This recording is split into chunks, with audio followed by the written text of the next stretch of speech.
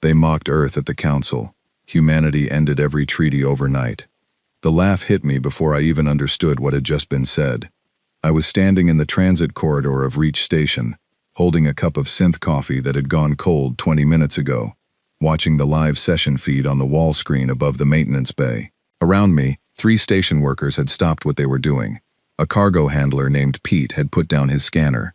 A technician called Dana had pulled out one earpiece. None of us spoke. We just stood there, watching the galactic conclave laugh at Earth.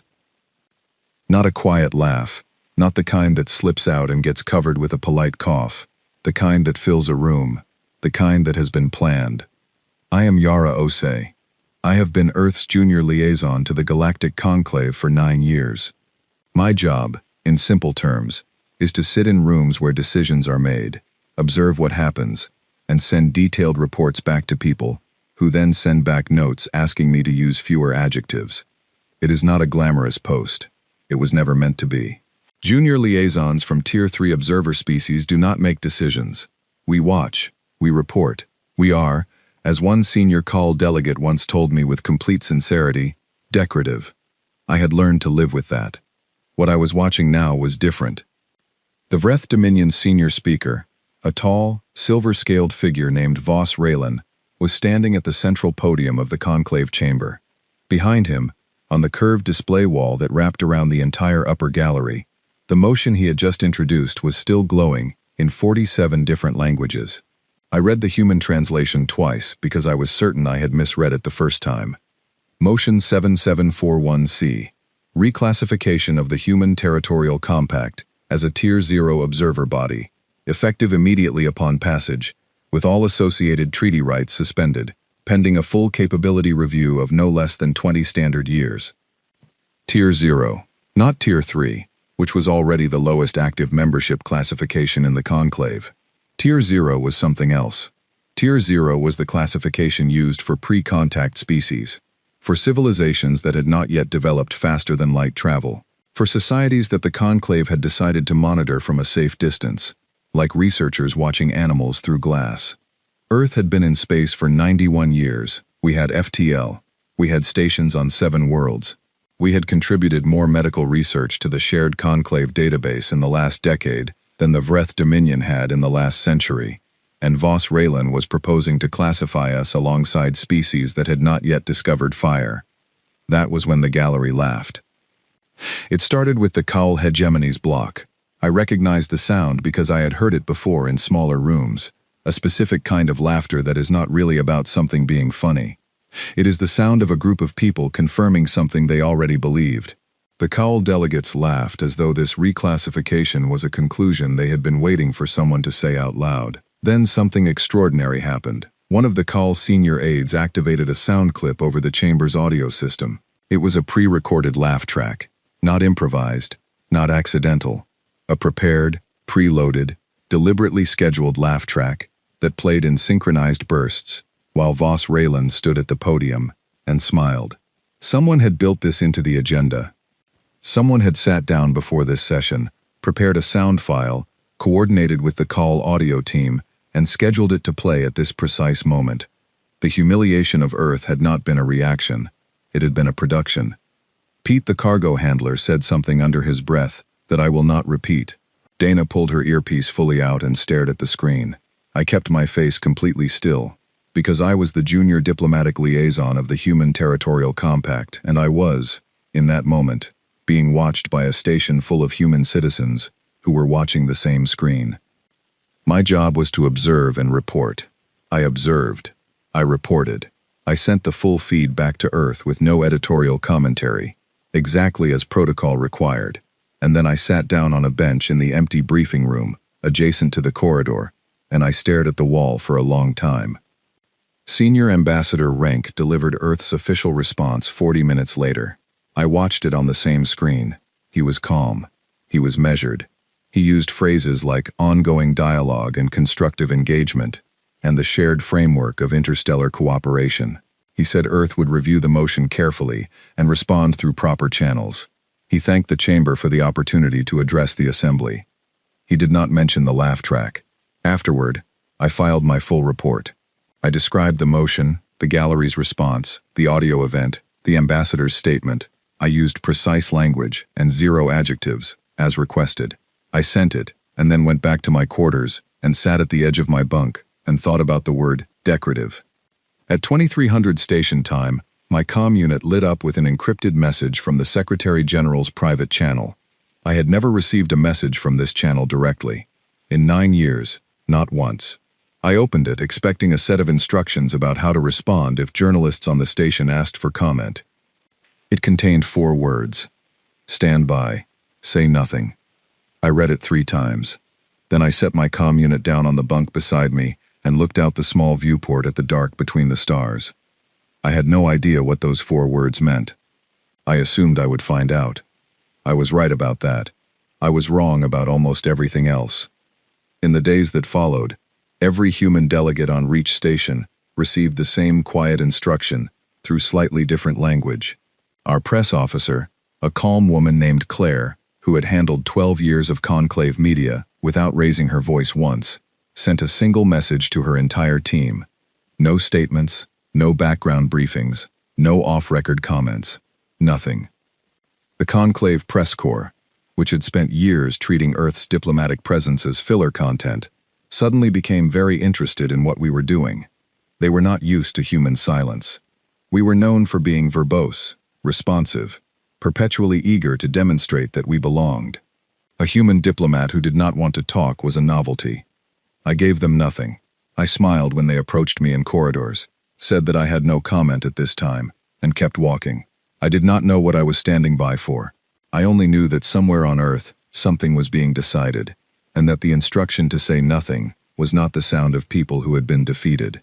It sounded, in a way I could not yet explain, like the sound of a door being locked from the inside. 3 days after the session, Voss Raylan held a small reception for the senior delegates of the 7 largest conclave blocks. I was not invited, which was expected. Pete from the cargo bay told me later that he had watched the reception footage on the public feed, and that Voss Raylan had appeared very pleased with himself. I thought about the pre-recorded laugh track and how much advanced preparation it had required, and what that level of preparation said about how long this particular plan had been in motion. Then I thought about the 4 words on my comm unit, and what that kind of brevity said about how long a different plan had been in motion. I refilled my coffee. I waited. I said nothing. 9 days after the session, I was recalled to Earth. The message came through official channels. A standard reassignment notice, the kind that gets processed by administrative staff and generates no particular interest. It listed my recall as a routine consultation, the sort of thing that happens periodically when a posting runs long and headquarters wants a face-to-face review. Nothing in the language was unusual. Nothing in the routing was unusual. If anyone on Reach Station was paying attention to outgoing human personnel movements, and I had to assume that someone was, they would have seen a junior liaison returning home for a quarterly check-in. I packed 1 bag. I told the station's administrative coordinator that I expected to be back within 2 weeks.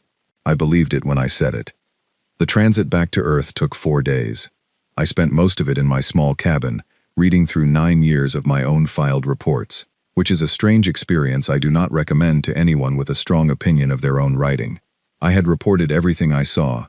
I had documented every slight, every reclassification attempt, every session where human proposals were tabled without discussion, every informal conversation where a delegate from a senior species had referred to Earth's membership as provisional, in a tone that made the word sound like a polite form of the word temporary. I had noted all of it. I had attached no personal commentary. I had done my job. Reading it back, 9 years compressed into 4 days of transit, I was struck by something I had not noticed while I was living through it. The incidents did not follow a random pattern. They were spaced. They escalated in a slow, deliberate arc. The conclave's treatment of Earth had not deteriorated because of any particular event or grievance. It had followed a plan, a long one, carefully managed. Voss Raylan had not improvised that laugh track. He had not improvised the motion. He had been working toward it, step by careful step, for a very long time.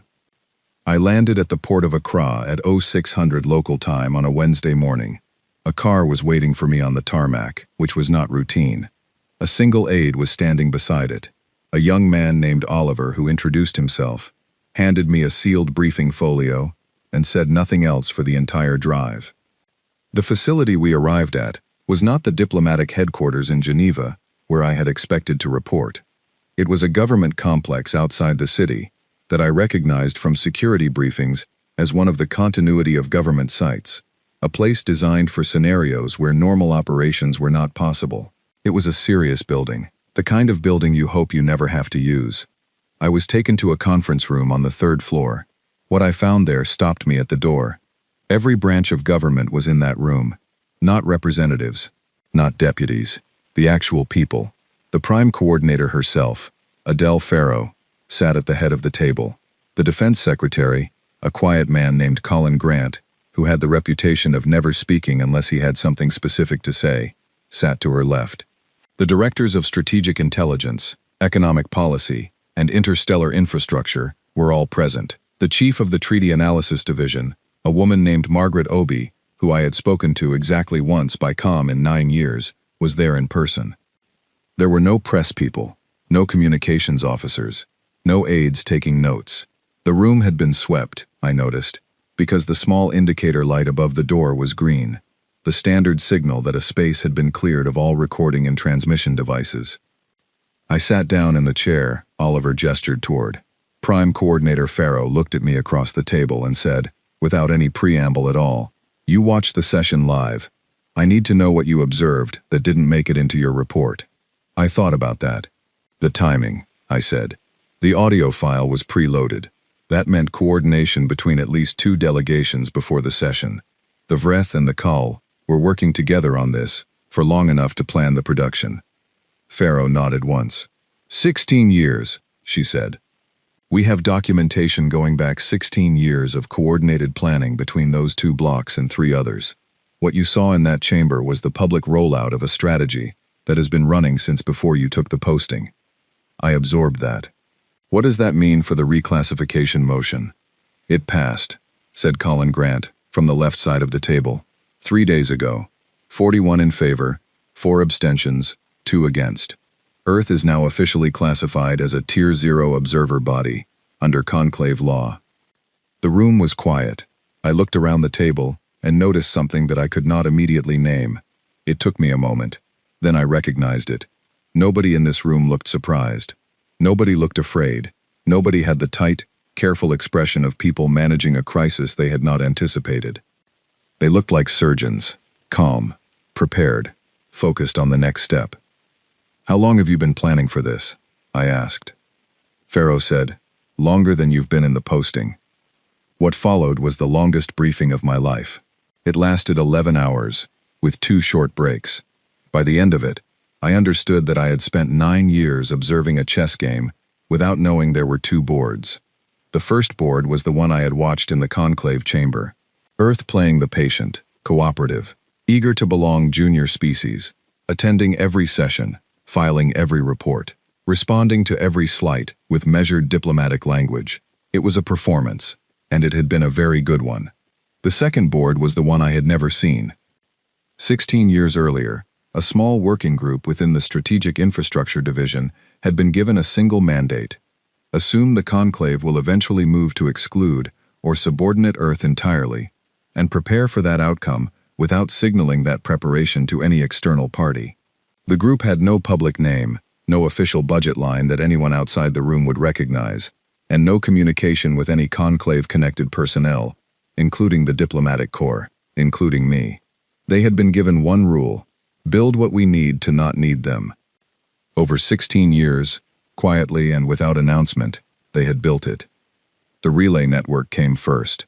Earth's existing FTL communications used a system of licensed conclave relay nodes, which meant that our long-range communication infrastructure was, at a technical level, dependent on conclave goodwill. The working group had spent 6 years constructing a parallel network, human-built, human-maintained, on human-controlled frequencies that used an encoding standard developed entirely outside the conclave technical framework. It was not connected to any conclave node. It did not appear in any conclave infrastructure survey because it had been assembled in stages, each stage small enough to register as routine maintenance equipment in standard manifests. The network had been fully operational for 3 years. Nobody outside the room I was now sitting in had known. The resource extraction operation was next. The Conclave's treaty structure gave member species defined extraction rights within designated zones, a system that sounded fair and had been used for 40 years to quietly ensure that the most valuable deep space resource corridors remained under senior species control. The Treaty Analysis Division had spent 4 years reading every line of every agreement and had found a set of clauses in the original 2031 framework that had never been used. The clauses permitted extraction in unclaimed deep space by any compact signatory, with no zone restriction, subject only to the condition that the extracting party filed a standard discovery notice within 90 days of initial survey. Earth had been filing those notices for 8 years, not loudly, not with any fanfare, just quiet, correct, fully legal filings, processed through the administrative system of a conclave bureau, whose primary function was archiving documents that nobody read. We had been extracting rare materials from 6 deep space corridors that the conclave senior blocks had assumed were simply unclaimed and uninteresting. They were not uninteresting. We had simply been the only ones reading the fine print. The defensive grid was the part that made me sit very still for a long time. I had known, in the general way that all diplomatic personnel are briefed, that Earth maintained a standard defensive capability appropriate to a Tier 3 member species. What I had not known was that the standard briefing was incomplete by design. The actual defensive infrastructure had been developed on principles that deliberately diverged from conclave standard engineering. It used materials and configurations that conclave sensor systems were calibrated to overlook, because those systems were designed to detect threats built on conclave technical standards. An array of defensive installations that the standard survey would read as maintenance infrastructure was, in fact, something else entirely. Colin Grant did not give me detailed technical specifications. He did not need to. The point was not the technology. The point was the philosophy behind it. For 16 years, Earth's defense planning had operated on a single assumption. We cannot rely on the system to protect us, so we will build protection that the system cannot measure. Then Margaret Obi leaned forward and told me about the paper trail. 3 of the Conclave's senior species, the Vreth Dominion, the Kal Hegemony, and a mid-sized block called the Sen Collective, had been conducting illegal extraction operations in human-adjacent space for decades. Not unclaimed deep space, human-adjacent space. Corridors that fell within the defined buffer zones of Earth's original treaty agreements, where extraction by non-signatories required explicit human consent that had never been requested and never been given. The Treaty Analysis Division had documentation of every single extraction event, ship logs, manifests, financial transfers, the full record of who had authorized what, when, and how the proceeds had been distributed. 8 years of evidence, meticulously compiled, never used, waiting in an archive that nobody outside this room knew existed. "Why didn't you use it?" I asked. Pharaoh looked at me steadily. Because using it inside the conclave framework would have meant submitting it to a dispute resolution process, controlled by the same blocks we were filing against. The outcome would have been a review committee, a counterfiling, and 5 years of administrative delay ending in a settlement that cost them nothing they valued. We wanted to use it when using it meant something. I understood. They had been waiting for the right moment. The moment when the violation was most useful not as a complaint but as a demonstration. "And now," I said. Pharaoh said, "Tomorrow morning, Earth transmits formal notice of treaty withdrawal to all 47 conclave members simultaneously." I let that land. Not a renegotiation request. No. Not a protest or a formal grievance. No. A withdrawal. A withdrawal. The room was quiet again. I looked around at the faces of the people who had built this plan over 16 years, in complete secrecy, while I filed reports and attended sessions and watched the gallery laugh, and I tried to find words for what I was feeling. I did not find them that night. It would take me longer. I asked one more question before the briefing ended. I asked the Prime Coordinator why she had recalled me specifically, given that I was the most junior diplomatic person in the Corps and had known nothing about any of this. She said, "Because you watched the session live, and you kept your face still when the laugh track played. I wanted someone who could do that in the next room. I did not know yet what the next room was. I went to my assigned quarters in the facility, sat on the edge of a bunk that was not very different from the bunk on Reach Station, and looked at the ceiling for a long time. At 0300 in the morning, Earth's withdrawal notice went out. All 47 channels, simultaneously. No warning, no preliminary communication, no statement to the press. Just the notice, clean and formal and complete, landing in 47 diplomatic inboxes at the same moment. I was awake when it happened. I doubt I was the only one. The first thing the conclave did was nothing. This surprised me until I thought about it more carefully. The withdrawal notice had arrived in the middle of what passed for night in the rotating schedule that Reach Station used to approximate a standard day for its mixed species population. Most of the senior delegates were asleep, or in whatever their species used instead of sleep. The administrative staff who received the notice had no precedent for it. No protocol existed for a member species, even a Tier 0 one, issuing a simultaneous, unconditional withdrawal from all active treaty frameworks in a single transmission. They filed it, flagged it for urgent morning review, and then sat very still, I imagined, wondering if they had read it correctly. By the time the conclave's working day began, Earth had already gone quiet on every conclave standard channel. This was the part that had been planned most carefully, and it was the part I had been recalled to observe from a specific position. I was not returning to Reach Station as a delegate. I was going back as Earth's official withdrawal observer, a designation that had been created by the Treaty Analysis Division specifically for this moment, using a clause in the original framework that permitted any departing compact member to maintain a non-voting presence during the formal exit period. The clause had never been used before. Like so many of the relevant clauses, it had simply been sitting there, waiting for someone to read it. I packed my single bag again and took the return transit to Reach Station. This time Oliver drove me to the port in silence, the way he had the first time, and I did not ask him any questions, because I had run out of questions that could be answered by anyone other than the events themselves. The transit back took 4 days. I spent it differently than the journey out. I did not read my old reports. I sat at the small viewport in my cabin and watched the dark between the stars, and thought about what I now understood and what I still did not. I understood the plan. I understood the infrastructure, the legal strategy, the documentation, the timing. What I did not yet understand was how it would actually feel when the rest of the galaxy realized what had happened. I found out within 6 hours of my arrival back at Reach Station. By that point, human vessels had already ceased all transit on Conclave standard routes. Not dramatically, not with any announcement or visible coordination. Ships that had been scheduled to depart simply did not depart on Conclave lanes. Ships that had been en route quietly adjusted their navigation to human network paths. From outside, if you were watching the traffic patterns, it would have looked at first like a scheduling anomaly, then like a systems error, then, as the pattern held and kept holding, like something else entirely. The Conclave's Traffic Management Division issued a formal inquiry to Earth's Transit Authority, requesting an explanation for the routing anomalies. Earth's Transit Authority responded with a brief, polite notice that as of the withdrawal date, all human vessels were operating on the Human Relay Network and would no longer be filing route notifications with Conclave traffic systems. The notice cited the specific clause of the original framework that permitted this. The clause had been there for 41 years. The Vreth Dominion called an emergency session. I watched it from the private observation terminal that had been assigned to my new role. A small room off the main corridor of the diplomatic wing, with a direct feed to the chamber, a chair, and a narrow window that looked out over the station's central hub. 41 species attended. Earth sent no one. I want to be specific about that.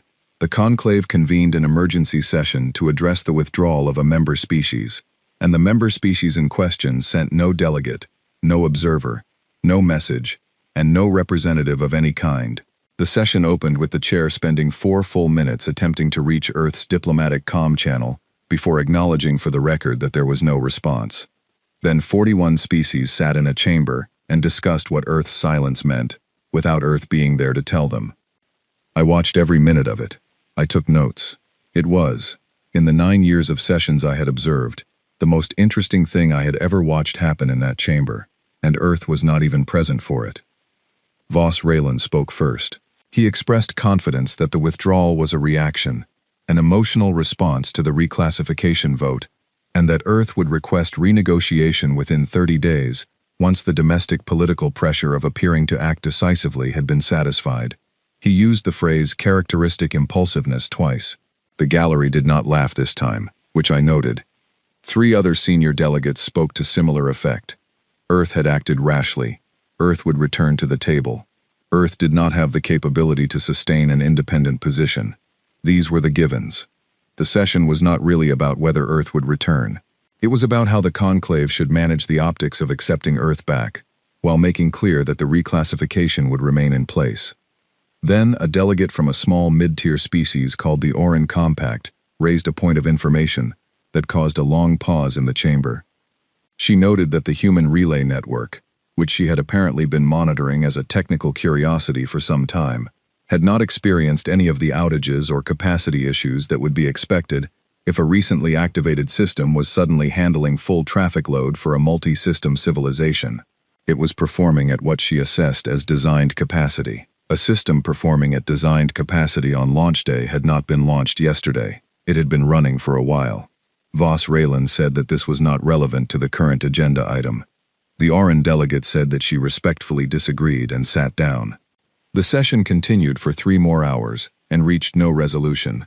A follow-up session was scheduled for the next morning. Earth was again not invited, or rather, was invited through channels that Earth was no longer monitoring, which amounted to the same thing. On the 5th day after withdrawal, the Kaul hegemony did what large, powerful blocks do when they feel that someone smaller is not behaving correctly. They sent ships. 3 dreadnoughts, which is a word that means something specific in conclave military terminology. Not a patrol vessel, not a survey ship. A dreadnought is a signal. It is meant to be seen and understood, and responded to with a change in behavior. The 3 dreadnoughts transited to the edge of human space, and took up a position near the outer boundary of the defined human territorial zone. Then they broadcast a standard conclave security presence notification on all active military channels, which was a polite way of saying that they were there, and that they wanted Earth to know they were there. Human space did not respond. The dreadnoughts held their position. Their sensor arrays ran continuous sweeps of the boundary zone, looking for the human defensive installations that should have been there, according to the standard capability assessment that the Conclave Military Intelligence Division had on file. The sweeps returned normal readings. The boundary zone appeared to contain standard-grade perimeter monitoring equipment and nothing of military significance. This was, I knew from the briefing, exactly what the sweeps were designed to return. The actual installations were not where the sweeps were looking. The dreadnoughts stayed for 9 days. Nothing happened. No communication from Earth. No movement from within the territorial zone. No activation of any system that the conclave sensors could detect. Just the quiet of human space, going about its business on frequencies and routes that the dreadnoughts could not read, ignoring the signal with a completeness that was not the completeness of a species that had not noticed. It was the completeness of a species that had noticed and decided it was not worth acknowledging. On the 9th day, the dreadnoughts went home. I filed the observation report from my small room with the narrow window. I kept the language precise. I did not editorialize, but I did include one personal note at the end, which was outside standard protocol, and which I submitted, knowing that it would be read by people who had the authority to remove it. It was not removed. The note read, "The conclave spent 40 years assuming that our patience was a form of weakness. They may wish to ask themselves at some point why a species that survived 2 extinction-level events and still reached the stars would choose, specifically, to be patient rather than reactive. The answer to that question would have been more useful to them 4 decades ago than it will be now." Nobody responded to the note. Nobody needed to. In the meantime, something quieter and more significant was happening on the comm network that nobody at the conclave session had been invited to join. On day 3 of the withdrawal period, I had received a private encrypted message from the diplomatic office of a small species called the Finath Union. 11 worlds, mid-tier capability, long-term conclave members who had never been given a seat on any of the senior committees, and had spent decades lodging formal complaints that were processed, filed, and never acted upon. The message was brief. It asked whether Earth was open to a bilateral conversation. On day 5, a similar message arrived from the Orcs Compact, the same delegate who had raised the point about the relay network in the emergency session. On day 7, 3 more, then 4 more the day after that. None of these messages went through conclave channels. They came directly, system to system, on frequencies that were not logged by conclave administrative infrastructure. These species had found our relay network address through methods I did not ask about, and they had written to us in the careful, measured language of entities who were not yet sure what they were asking for, but were very sure that they were asking. I forwarded each message to Earth with my standard recommendation field left empty. That was not normal practice. In 9 years, I had always included a recommendation. This time I did not, because I did not think Earth needed my recommendation. I thought Earth knew exactly what to do. I was right. The capability report landed in my observation terminal on a Thursday afternoon, 6 weeks after withdrawal. It was marked as a leaked summary, not officially released by the conclave, not authorized by any of the blocks, and it had arrived through a chain of forwarded messages long enough that I could not identify its origin. What I could identify was the header, which I read several times. Assessment of human capability, revision required. Prepared by the Conclave Military Intelligence Review Panel. Classification. Maximum restricted. Someone, somewhere in the conclave apparatus, had decided that someone else needed to see it. I read every line. The report was, in the flat language of intelligence analysis, extraordinary. It did not read like the work of people who were angry. It read like the work of people who had spent 6 weeks staring at a set of facts that did not fit any of their existing models, and were trying, with diminishing success, to find a framework that could hold them. The first section addressed the relay network. The panel had now had time to conduct a proper technical analysis, and the Oran delegate's instinct had been correct. The network had been operational for at minimum 3 years, based on signal degradation patterns in the hardware. It was not, as the initial assessment had hoped, a recently assembled emergency system running at reduced capacity. It was a mature, fully integrated communications infrastructure that in 3 specific technical categories, signal fidelity at extreme range, redundancy architecture, and resistance to interference, outperformed the conclave standard, not by a small margin, by a margin large enough that the report included a full technical appendix documenting the gap. The second section addressed the resource extraction.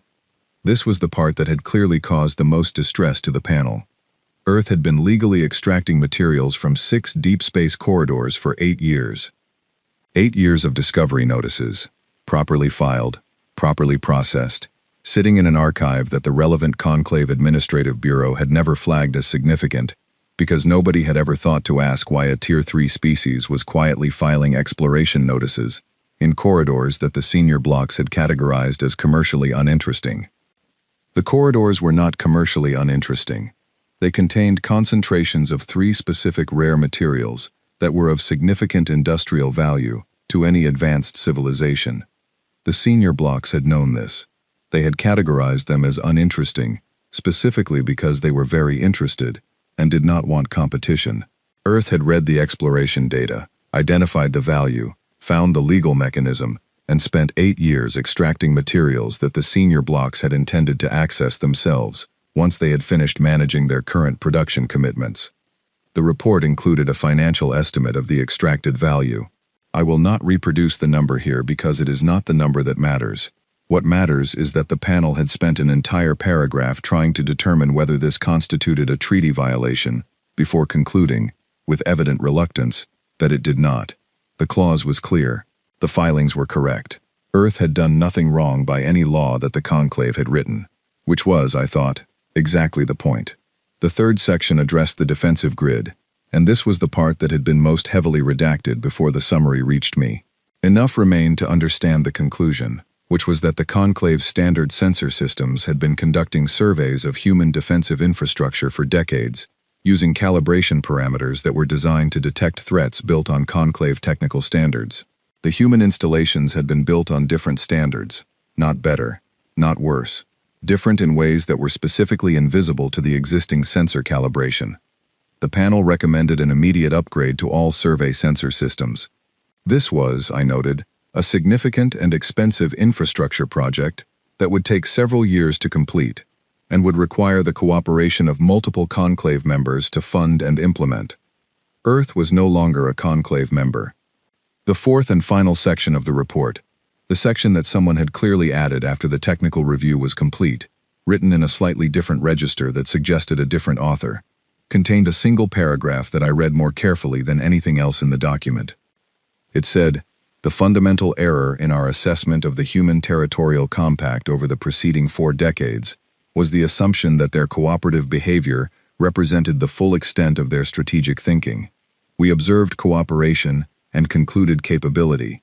We observed patience and concluded limitation. We observed restraint and concluded weakness. A complete reassessment of all current Tier 3 and Tier 2 species threat and capability profiles is recommended, beginning with the question, what does continued cooperation with this body actually cost a species that has developed independent capability?" I saved that paragraph. I did not include it in my observation report. Some things are worth keeping for yourself. By the time I finished reading the capability report, the compact framework negotiations, the bilateral and multilateral talks that Earth had been quietly conducting with 14 species outside the conclave structure, had moved past the preliminary stage. Margaret Obi's treaty analysis team had been running 3 shifts per day, and what they were producing bore no resemblance to the conclave's standard framework agreements. The conclave framework had been built over decades by senior species for the benefit of senior species. Its language was complex in specific ways that tended to produce outcomes favorable to whoever had the most legal infrastructure to parse it. Its dispute resolution system was slow, committee-heavy, and controlled by the blocks with the most seats. Its membership tiers were designed to produce a permanent hierarchy. Species at the bottom did not climb to the top. The hierarchy was the point. The compact framework that Earth was writing was different in almost every structural dimension. It was short. The core document was 43 pages, which the conclave's senior legal staff had reportedly found incomprehensible. Not because it was complex, but because they could not locate the parts that were designed to disadvantage smaller members. Those parts did not exist. They had been left out on purpose. Membership was a single tier. All signatories had equal votes on framework-wide decisions. Dispute resolution was handled by a 3-member panel, drawn by random selection from the full membership, with no species permitted to serve on a panel in which they had a direct interest. The extraction and resource clauses were written to permit any member to access any unclaimed zone without prior approval from other members, subject only to a notice requirement. The relay network infrastructure was offered as shared infrastructure to all compact members at cost. The Vreth Dominion had called this document naive when a summary was leaked to the conclave press corps. The word naive had been used very specifically, in the way that powerful entities use that word to mean that something which would benefit less powerful entities has been written by someone who does not understand how things actually work. I had a theory about who understood how things worked and who did not, but I was a diplomatic observer, and observers do not share theories. They observe. I observed over the following weeks something that I had never witnessed in 9 years of watching the conclave chamber. A cascade of small, careful, deliberate choices by mid-tier and smaller species that had nothing to do with what the senior blocks wanted. The Feneth Union signed the compact framework on a Wednesday. The Oran Compact signed on a Friday. 7 more species signed within the following 2 weeks, each through a direct bilateral process that bypassed conclave administrative channels entirely. None of them announced their signatures publicly before signing. The announcements came after, brief, factual, carrying the specific quiet confidence of entities who had already made the decision and were simply reporting it. The conclave's senior block called an emergency coordination meeting, not a full session, just the 7 largest blocks, to discuss what they described as an unauthorized parallel framework. I was not in the room, but I received a transcript through a channel I will not identify, and the language in that room was very different from the language in the formal sessions. It was shorter, less composed. It had the rhythm of people who had expected to be managing a situation that had turned out to be managing them. The Vreth Dominion proposed that the senior blocks make a joint statement declaring the compact framework incompatible with conclave membership and requiring any conclave species that had signed or intended to sign to choose one or the other. The Call hegemony supported this. 4 of the remaining 5 blocks said they needed more time to review the legal basis for such a declaration. The meeting ended without a joint statement. I thought about that outcome for a long time. 4 blocks had declined to follow the 2 most powerful entities in the conclave on a question of fundamental structural policy. That had not happened before. not in any session record I had access to going back 20 years. The senior blocks had always been able to bring the others along. The others had always understood that the cost of not following was higher than the cost of following. Now there was somewhere else to go, and the somewhere else had a relay network, shared resource access, and a 43-page document with no hierarchy built into it. Earth then did something that I had not been briefed on, and that took me completely by surprise. We offered the conclave a conversation, not a renegotiation, not a request to return, a conversation, a single, specific, agenda-limited meeting between Earth's lead negotiator and a conclave representative of the senior block's choosing to discuss the framework conditions under which a new relationship between Earth and the conclave, not a resumption of the old relationship, a new one, might be structured. The offer was transmitted on a Tuesday morning through a channel that Earth had reopened specifically for this purpose. It included a draft framework for the conversation itself, equal standing for both parties, no preconditions, no requirement that either party commit to any outcome in advance, and a single sentence at the top of the document that the Treaty Analysis Division had written and rewritten 12 times before settling on the final version. It read, "All parties enter as equals, or not at all." The conclave did not respond for 4 days. Then they said yes. I was appointed Earth's lead negotiator for the preliminary talks. I accepted the appointment in a one-line message and did not express any emotion about it to anyone on the team, which was the correct professional behavior. Then I went back to my quarters and sat on the edge of the bunk that was no longer at Reach Station, but at a secure facility on Earth, and I thought about a cargo handler named Pete and a technician named Dana, and a cold cup of synth coffee, and a pre-recorded laugh track that someone had built into a chamber agenda, and 4 words on a diplomatic comm unit that had turned out to mean something much larger than 4 words. Stand by, say nothing. I had stood by. I had said nothing. The rest had been built by people who read fine print for 16 years and had never once told anyone outside the room that they were doing it. I was proud of us. I did not say that out loud. But I was. The session room that Earth's advance team had selected for the preliminary talks was not a conclave facility. That had been one of the first things I had insisted upon, and it had been one of the easier arguments to win. Neutral ground, a conference center on Reach Station's civilian commercial level, was acceptable to both parties, and the choice made a specific point, without requiring anyone to say it out loud. The conclave had always held talks on conclave property, in conclave rooms, at conclave tables. A room that belonged to neither party was already a different kind of conversation. I arrived an hour early. The advance team had set up the room with 2 long tables placed end to end, forming a single surface, equal length on both sides. No head position, no elevated platform, no speaker's podium, chairs of identical height on both sides, water in identical pitchers. The team had argued briefly about whether to include any decoration, and had concluded that no decoration was the right choice. A bare, functional room conveyed exactly what we wanted to convey. This is a working meeting between equals, not a ceremony. I walked the length of the table twice. I sat in one of our chairs and looked across at the empty chairs opposite. I thought about the curved display wall in the conclave chamber, and the 47 languages in which Motion 7741C had been printed, and the sound of a laugh track playing over a diplomatic assembly, and then I set those thoughts aside because this was not the day for them. Oliver appeared at the door to tell me the conclave delegation had arrived. They came in led by a senior Vreth diplomat named Savan Carell, not Voss Raylan, which I noted without surprise. Raylan was the public face of the reclassification motion. Sending him to a negotiation that had as equals in the preamble would have been a statement of a kind the conclave was not yet ready to make. Carell was experienced, careful, and had a reputation for reading rooms well. They had sent someone who could listen. 3 other delegates accompanied him, 1 from the Cowell hegemony, 2 representing smaller blocks. I had Margaret Obi on my side, along with 2 members of the treaty analysis team, and Oliver, who had turned out to be rather more than a driver. We sat down. I was on the left of our side. Carell was directly across from me. He said, "Ambassador Osei." I said, "Senior Delegate Carell, thank you for coming." He looked at the table for a moment, then he said, "No head of table." No head of table, I confirmed. There was a brief pause in which several things were communicated without language. Then Carell opened his folio, and we began. I will not reproduce the full record of those talks here. They lasted 4 days, which was longer than either side had publicly projected, and shorter than I had privately expected. What I will say is that Carell was, as his reputation suggested, very good at listening.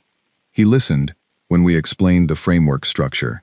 He listened when Margaret Obi walked through the legal basis for the resource extraction operations. He listened when we presented the documentation, the 8 years of evidence regarding illegal extraction in human-adjacent space, not as an accusation, and not as a demand, but as context, as a demonstration that we had been paying attention, even when we appeared not to be.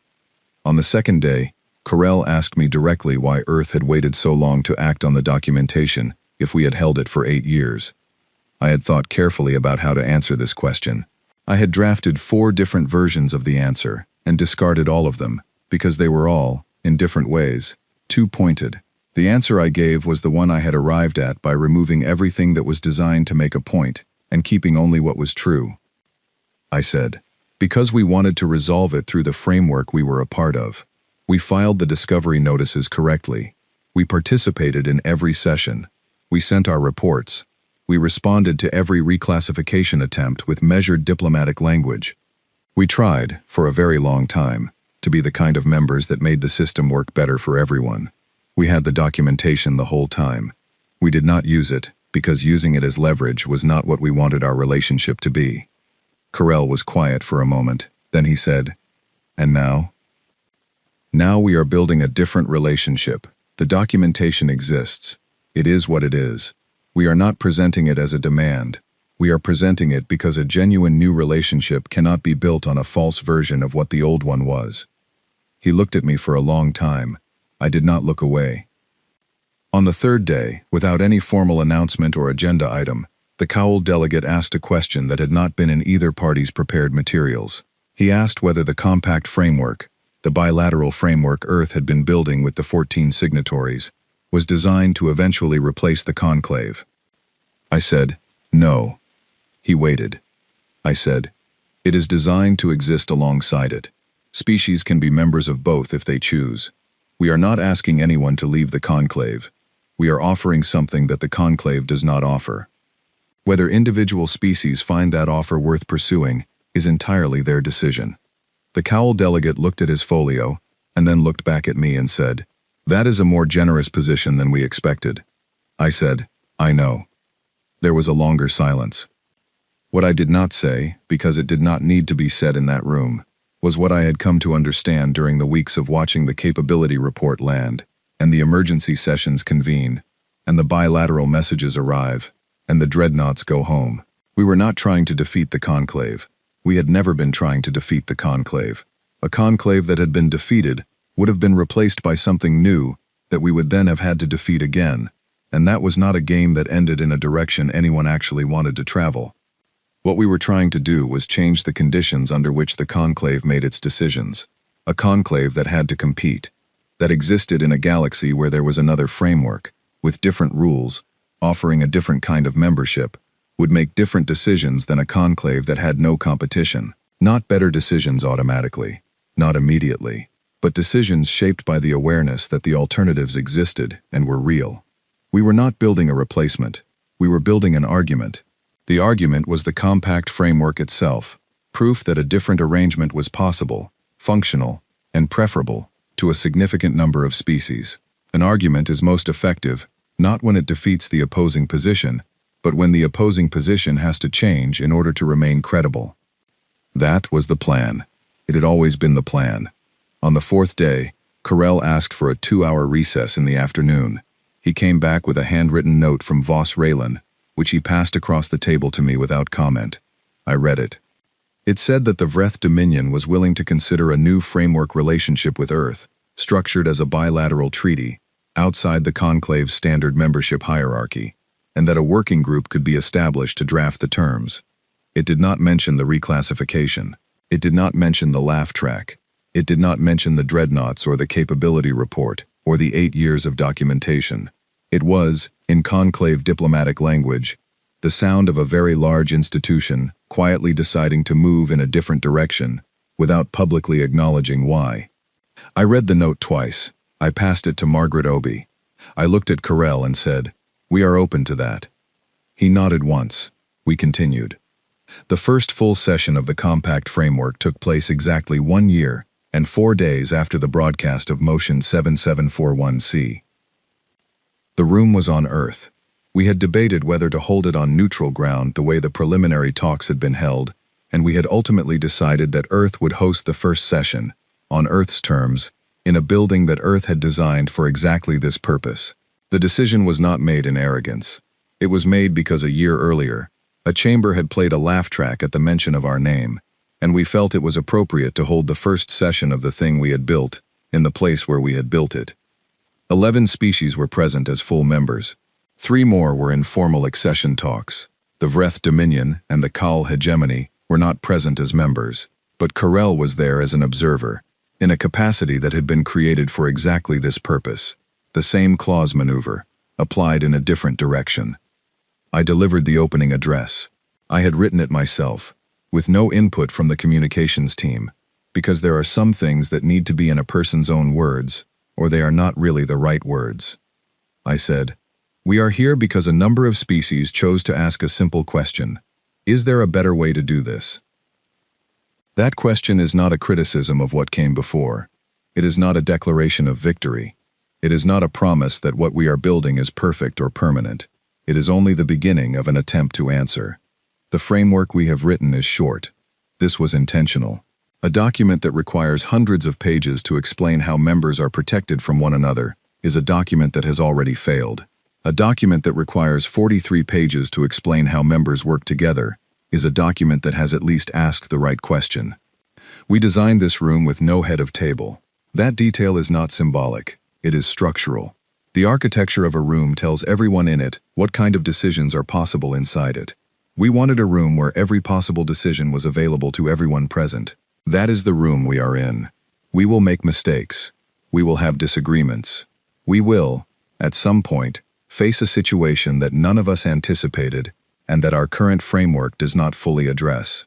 When that happens, we will do what every person in this room has already demonstrated the capacity to do. We will read the situation carefully.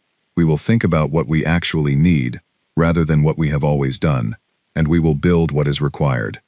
That is all we have ever done. It turns out it was enough. After the session ended, I stayed in the room for a while after the other delegates had gone. Oliver came to find me and stood in the doorway, and I told him I would be out in a few minutes, and he nodded and left. I walked the length of the table the same way I had walked it the year before in the conference room on Reach Station, equal length on both sides. No head position, 30 seats. The room could be expanded. We had designed it that way. The table was modular, each section attachable to the next. It had been built with the assumption that more species would eventually want a seat. A Cowell Junior delegate named Petra found me there. She had attended the session in a support capacity, which meant she had been in the room all day, but had not spoken. She was young, by Call standards, very young, and she had the look of someone who was still processing what she had just been present for.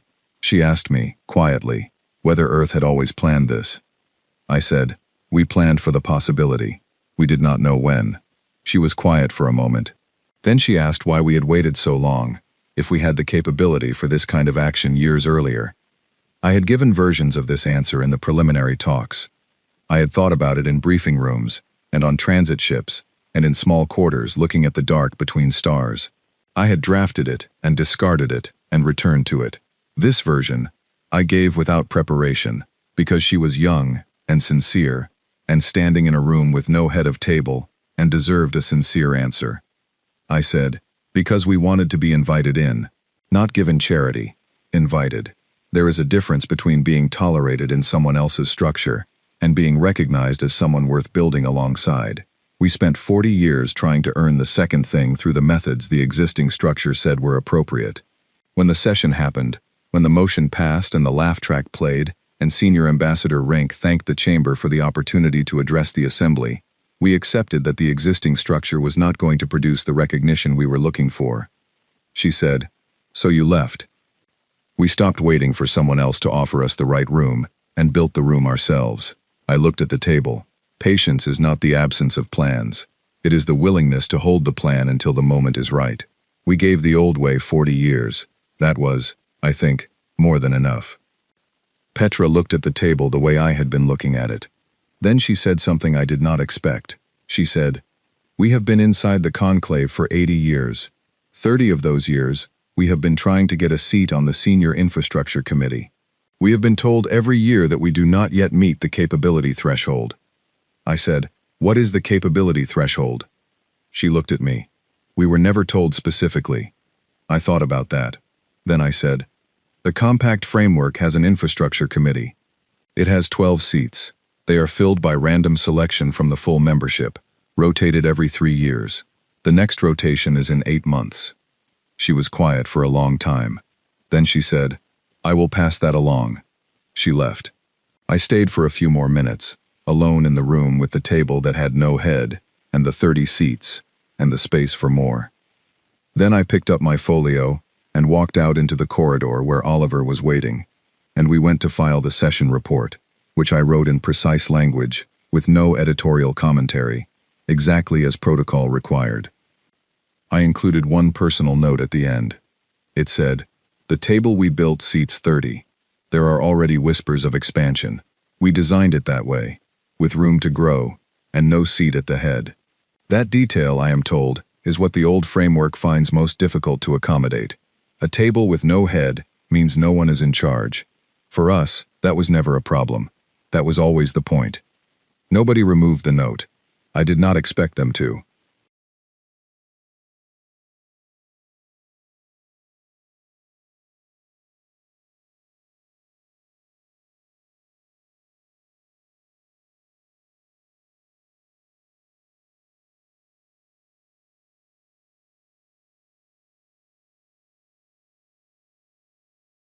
Good.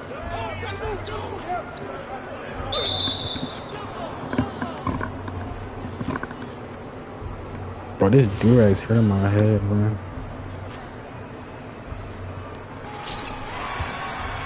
Right corner.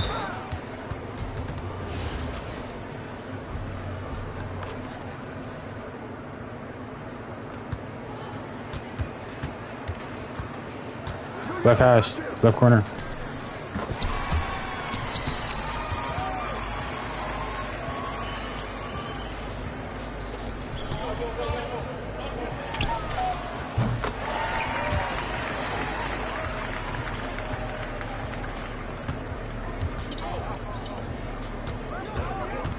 Right corner.